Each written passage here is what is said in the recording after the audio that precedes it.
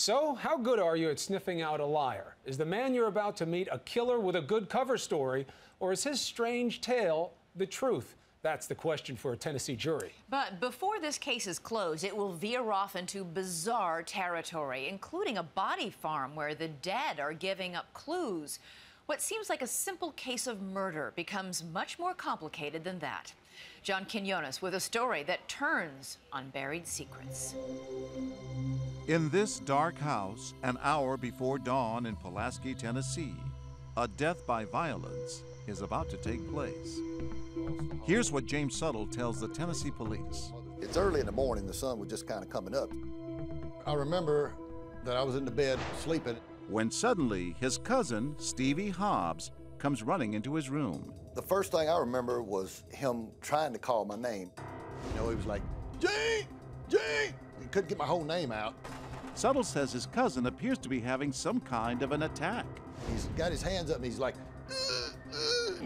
you know, and he spins like in a whole full circle, you know, and he's like, and my first reaction is I thought he was having a seizure. And then all of a sudden he falls and he does like a wham, hard as you can fall back on his back, just like unconsciously, like bam. As Hobbs falls, Suttle says he just happens to land on a coffee table, a glass coffee table. He fell in the glass, you know, and I can see this is bad. One of those shards of glass just happens to enter his cousin Steve Hobbs' back, apparently killing him. All of a sudden he just goes, and he just stopped. So when the police come to the house, you explain what happened, and how did they take it? You know, I walked him through it, told him everything that happened. I mean, as far as I was concerned, he had a seizure. I thought that's what had happened to him. Death by coffee table. The police thought it was the lamest story they'd ever heard.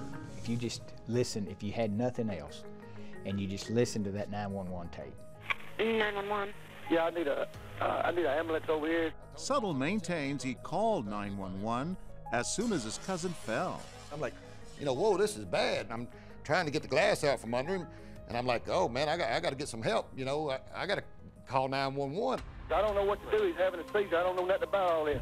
Police Chief John Dickey, the first officer who questioned Suttle. For him to say, I don't know nothing about all this,